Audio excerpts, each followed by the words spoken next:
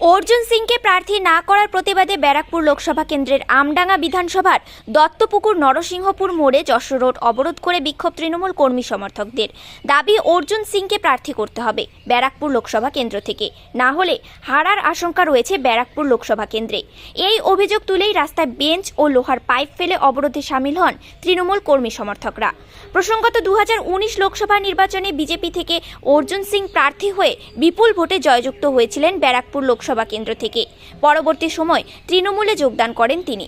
প্রত্যাশিতভাবে এখানকার কর্মী সমর্থকরা ভেবেছিলেন 2024 লোকসভা কেন্দ্রে প্রার্থী করা হবে অর্জুন সিংকেই, কিন্তু সে জায়গায় রাজ্যের সেচ মন্ত্রী তথা ব্যারাকপুর সংসদীয় জেলার সভাপতি পার্থ ভৌমিককে প্রার্থী করা হয়েছে ব্যারাকপুর লোকসভা কেন্দ্রে।